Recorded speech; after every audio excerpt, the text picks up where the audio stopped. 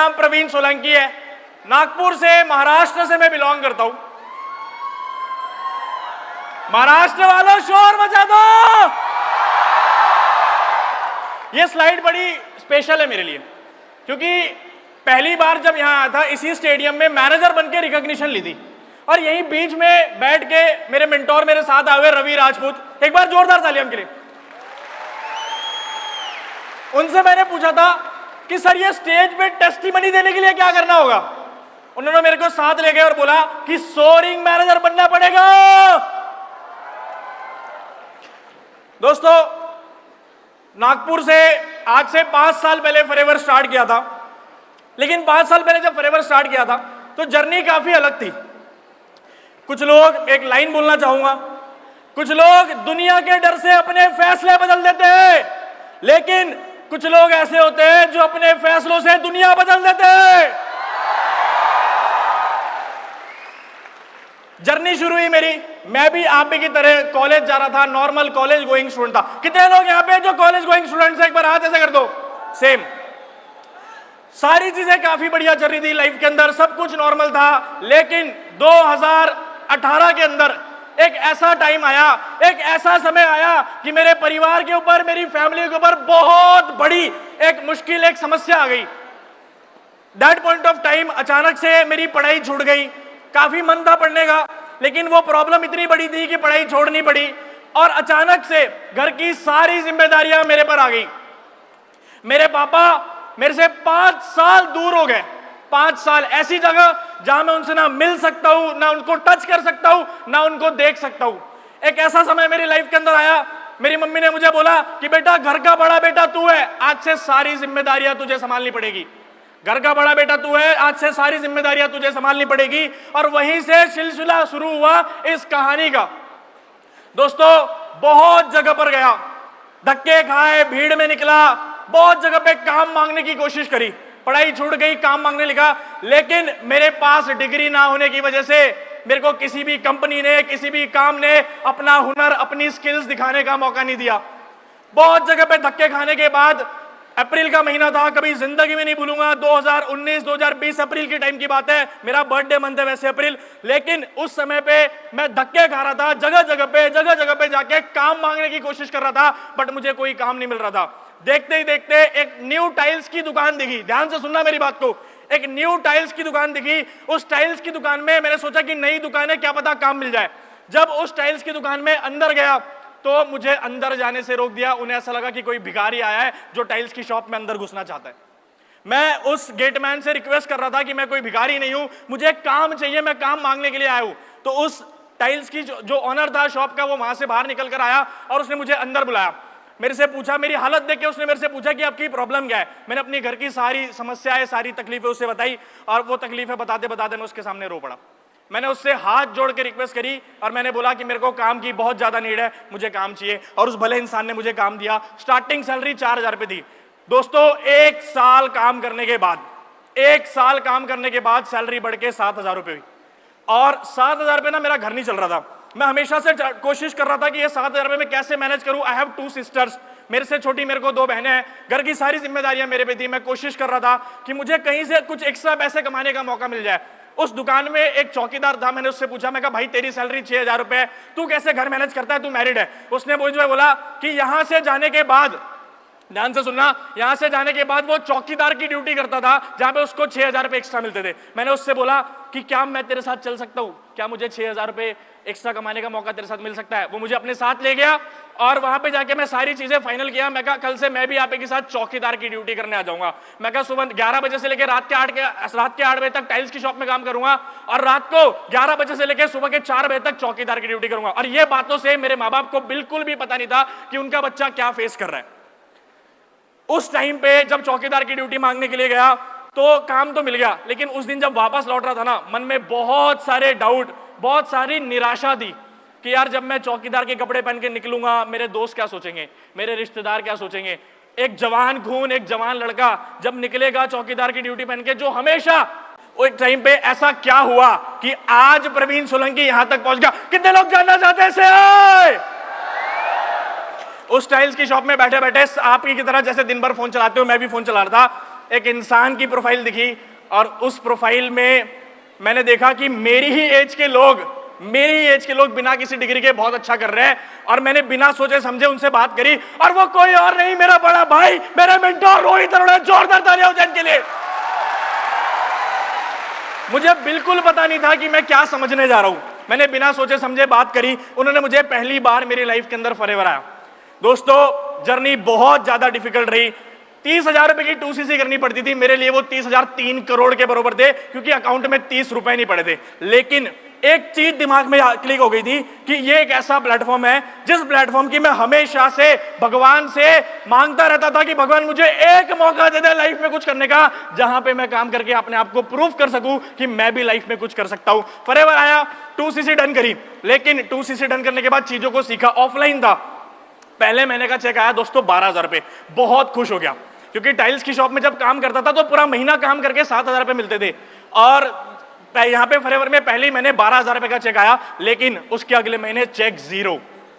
ध्यान से सुनना, उसके अगले महीने चेक जीरो, क्योंकि लॉकडाउन आ गया, पता नहीं था ऑनलाइन कैसे काम करना है। लेकिन हमारे मेंटोर्स ने ऑनलाइन सिस्टम बिल्ड किया, ऑनलाइन काम करना सिखाया, और आप यहाँ पे देख सकते हो कि पूरी चीजों को फिर से सीखा।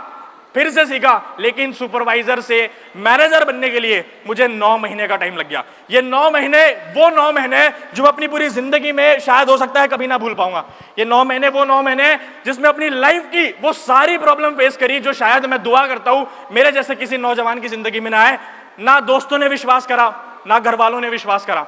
जब भी ये आप बीच की फोटो देख रहे हो, ये फोटो बड़ी स्पेशल है। जब ये ऑफिस ओपन किया था ना, जेब में पैसे नहीं थे, इतने पैसे भी नहीं थे। जिस ऑफिस के लिए निकला था, और जब ऑफिस ढूंढने के लिए गया तो मेरी गाड़ी पंचर हो गई। मेरे पापा के पास पुरानी लाल कलर की स्प्लेंडर गाड़ी थी, और मेरे पास पंचर बनाने के पैसे नहीं थे दोस्तों, और मैं ऑफिस ढूंढ रहा था। बड़ी मुश्किल से मेरे कुछ एएस के साथ मिलकर ये ऑफिस स्टार्ट किया। इतने पैसे भी नहीं थे कि अगले महीने इस ऑफिस का किराया दे पाऊंगा या नहीं दे पाऊंगा, लेकिन मैंने हार नहीं मानी। मुझे ये चीज था कि मुझे लाइफ में करना है, मुझे फॉरएवर करना है, मतलब करना है, चाहे जो मर्जी हो जाए।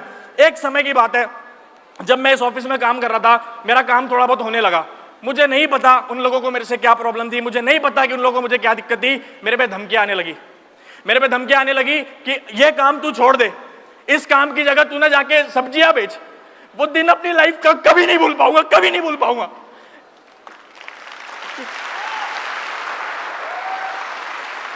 कुछ ऐसे लोग थे, आई डोंट नो क्या प्रॉब्लम थी उनको मुझसे, बट कुछ ऐसे लोग थे जिंदगी में जो नहीं चाहते थे कि मैं फॉरएवर करूं। आई डोंट नो उनकी क्या प्रॉब्लम थी, बट मैंने ठान लिया था। मेरे पे हंसते थे, मजाक उड़ाते थे। जब मैं जाता था मेरे को बोलते थे बिजनेसमैन आया, जेब में 20 रुपए नहीं पड़े, बातें करते रहता सारा दिन।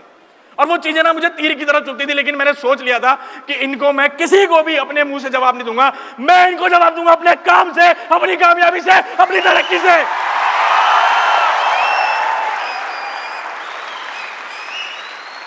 बहुत मेहनत करने के बाद एक समय आया जिंदगी में। ये फोटो आप देख रहे हो मैनेजर की, ये बहुत स्पेशल है दोस्तों। मेरा जनवरी 2021 के अंदर असिस्टेंट मैनेजर हुआ, फरवरी में मेरा मैनेजर होना था। और फरवरी में मुझे उन लोगों से इतना ज्यादा टॉर्चराइज हुआ कि मैंने फरवरी में जिंदगी में पहली बार, मतलब फरवरी में मेरा मैनेजर होना था और मेरा फरवरी में मैनेजर छूट गया। और जब मैनेजर छूटा, मैंने पूरी दिल टूट गया, उम्मीद टूट गई, आस टूट गई कि अब मैं यहाँ से जिंदगी में कुछ नहीं कर पाऊंगा। मेरे माँ बाप यहाँ पे आए हुए हैं, शायद उनको भी नहीं पता। फरवरी मंथ में I was trying to commit suicide.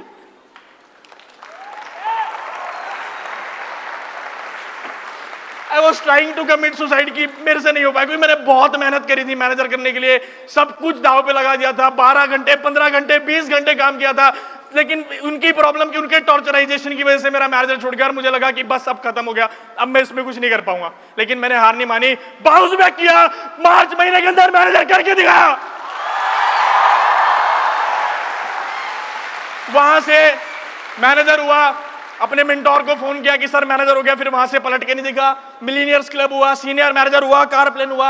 और ये बहुत ज्यादा स्पेशल है। 2022 के अंदर, मतलब मैं इस रफ्तार से काम कर रहा था, मुझे पता ही नहीं लगा कि कब मैं इंडिया टॉप 10 की लिस्ट में, नॉन मैनेजर सीसी में टॉप 8 पर आ गया। जोरदार ताली इसके लिए। अब तक की सबसे बड़ी अचीवमेंट है मेरी लाइफ की, अब तक की, कि एक टाइल्स की शॉप में काम करने वाला लेबर, नौकर, जो 7,000 रुपए महीना कमाया करता था, इस प्लेटफॉर्म ने, फॉरएवर लिविंग प्रोडक्ट ने उसको सोअरिंग मैनेजर बना दिया। दोस्तों जब मैनेजर किया तो देखा कि और भी इंसेंटिव्स कंपनी देते हैं। मैनेजर रिट्रीट, जब से मैनेजर बना हूं तब से लगातार मैनेजर रिट्रीट क्वालिफाई करते आ रहा हूं। ये बीच की फोटो बड़ी स्पेशल है, मेरे पापा है, एक बार प्लीज जोरदार इनके लिए ताली हो जाए। बड़ी स्पेशल है। मेरे पापा ने मेरे लिए बहुत मेहनत करी है, ना दिन देखा, ना रात देखा, ना धूप देखी, ना छाव देखा, ना बारिश देखी, ना पानी देखा। बट इतनी मेहनत करने के बाद वो कभी भी किसी 5 स्टार होटल में स्टे नहीं किए थे, कभी भी फ्लाइट में नहीं बैठे थे। मेरा सपना था, मैंने देखा था कि हमारे सिस्टम के अंदर बहुत सारे लोग अपने मम्मी पापा को मैनेजर रिट्रीट पे ले जाते हैं। उस टाइम पे सपना देखा था और पहली बार अपने पापा को फ्लाइट में बिठाया। और ये मिडिल क्लास लोगों का बहुत बड़ा ड्रीम होता है। देखा, सिर्फ मिडिल क्लास लोगों की ताली बजा रहे हैं क्योंकि वो लोग रिलेट कर सकते हैं मेरी इस चीज से। उसके बाद प्लीज जोरदार ताली हो जाए मेरी फैमिली के लिए।